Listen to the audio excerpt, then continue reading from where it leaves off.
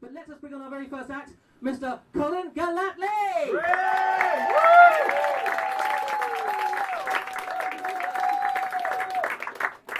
Evening. Had some good news today.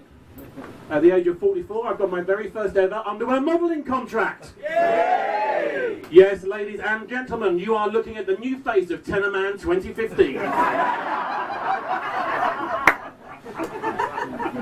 I like to think I'm aging like a fine wine, red, full-bodied, and inclined to accumulating sediment around the bottom.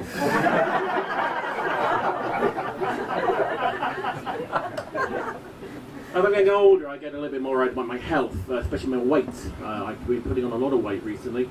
I put that down to the amount of shellfish I've been buying online, and it goes to prove internet prawn is addictive. There's a lot of these, you're going to have to get used to it.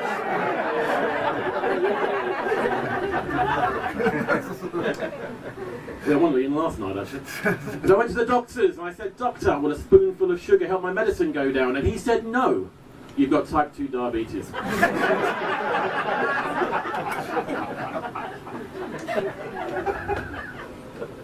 So I said to the doctor, I said, "I keep getting these dreams I'm being chased by an irate X-Factor judge." He said, "You've got irritable cow syndrome."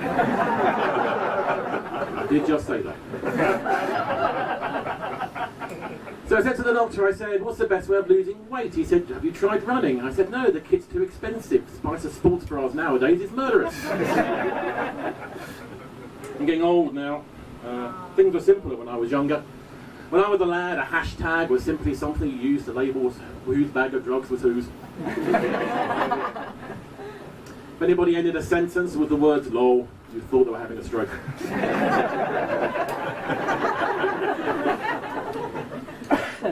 And you still did a selfie one-handed, but you wouldn't want somebody taking a photograph of you while you were doing it.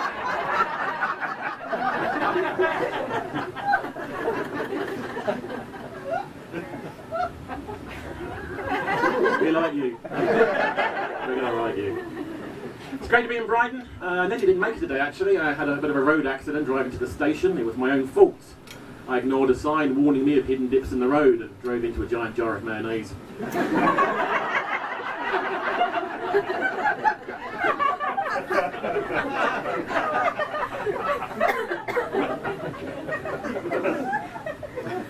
I got on the train, and when I got on the train, someone left a parcel on my seat, and I picked this parcel up, and he started shouting at me, and he said, "What are you doing? Who are you? Should you be picking me up?"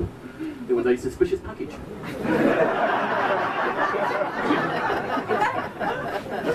So I got to Brighton station, and I thought I'd get a cup of coffee to calm my nerves, and I said to the barista, "I want a cup of coffee. I want it steaming hot. I want a cup of coffee with frothy milk on top."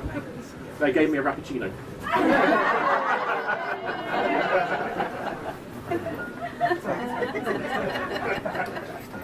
I like being in Brighton. It's quite posh for me, to be honest with you. It's the sort of place that if you order your shopping online from Iceland, it turns up in a plain brown van, so no one knows. So it's quite an odd place. Obviously, it's got the nudist beach, which I thought I'd give a go to. Yeah. Actually, that's not the name which I want to see, is it, really? Thought I'd try the nudist beach, and I don't know if I was more horrified by the fact I'd taken my swimming trunks off in the wrong part of the beach, or more horrified by the fact no one had noticed.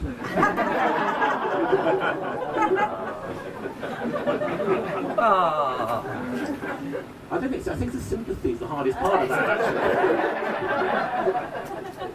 It was a very trendy place, and I thought I wasn't sure whether or not I needed to dress up for the show particularly, so I rang the venue to ask them what I should wear.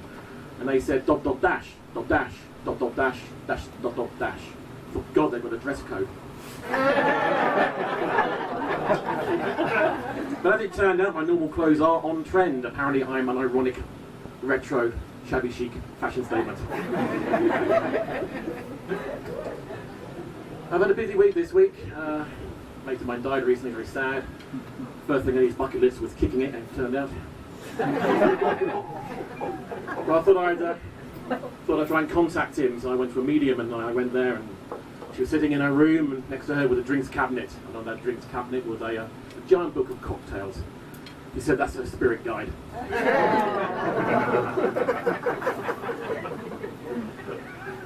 So she sat me down and turned all the lights off and she said, "Is anybody there?" I said, "I don't know, I can't see, it's too dark."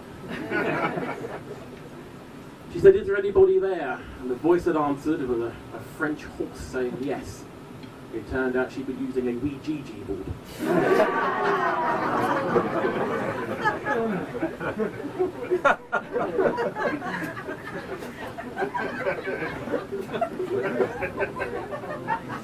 It's amazing what you can get away with up here, to be honest with you.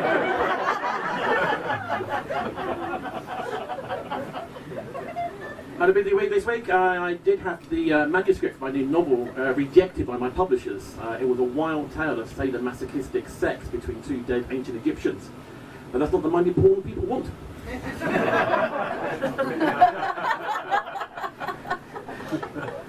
I went to go and see my cousin this week as well. To be fair, he's not the sharpest tool in the box in many ways. He's always buying useless stuff off eBay. He bought some hair extension on eBay, wound up with a box of tiny stilts for rabbits.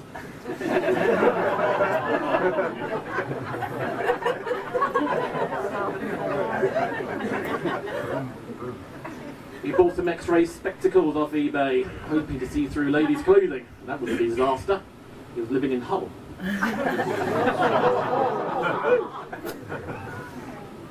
I also bought some stick-on things that he hoped would stop him smoking. But what they made him do was shout and twitch uncontrollably in public. Turned out they were Nicotrep patches. He's not the sharpest tool in the box, as I said. I put it down to his upbringing. He was brought up by Satanists. But that didn't make them bad parents. No. When I think of the sacrifices they made.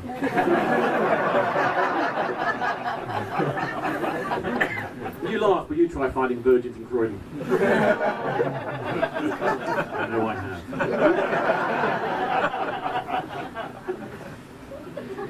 And then there was the teacher. His games master used to turn up every time to teach him, just dressed in a tiny pair of swim trunks.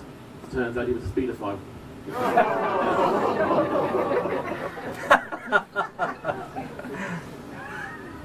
He grew up in a very rough area as well. There were drugs everywhere. He used to get his drugs from the local Girl Guides or hash brownies, as they all know.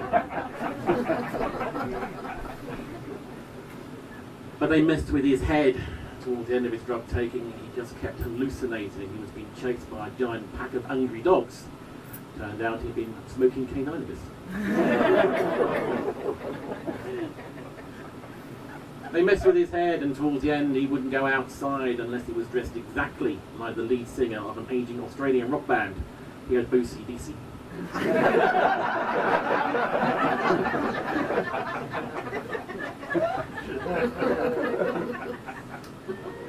The drugs made it difficult for him to find a job. I knew he was in the army for a time, and from what people told me, he used to specialise in cooking puddings and cakes for the troops.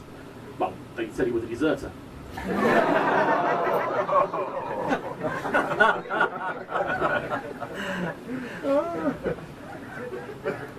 It also meant he struggled to find a partner.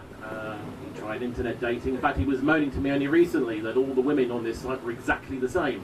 I said, stop using uniform.com then. He tried speed dating, and that didn't work. Then he tried LSD dating, and that was much better. He went out with a giant pink dragon called Gloria for 3 years.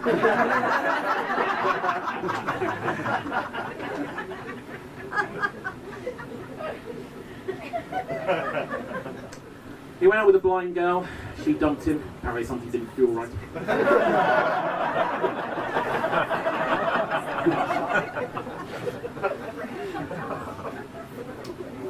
Went out with an Essex girl. She said she had a vajazzle. Turned out she'd been painting her genital warts with nail polish.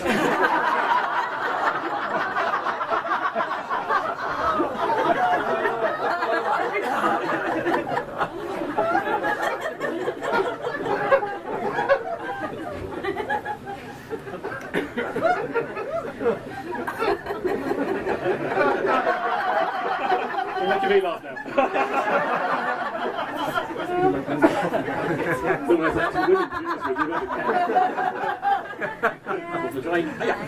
In the end though, he married the girl of his dreams, and he married her for her golden complexion, her large ears, and her capacity to hold her champagne. It was his trophy wife. You're good, you're good. You know the rules. First bottle of the night.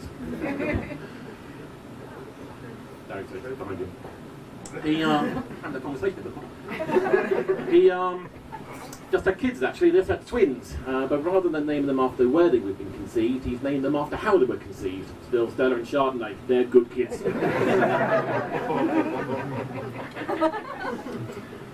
I met a girl in a bar. She said to me that she had a foot fetish.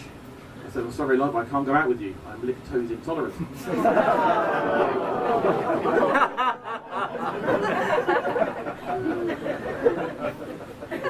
I met a girl in a bar.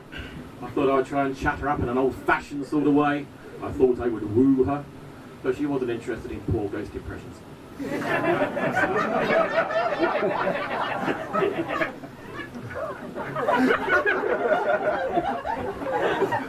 We may need a mop in a minute.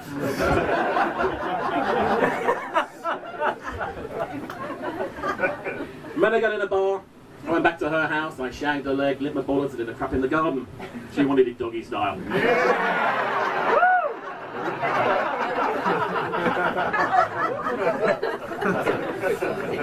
She was into role play. She wanted us to dress as minor characters in Snow White. It didn't improve our sex life at all. She was only happy when I was sleeping.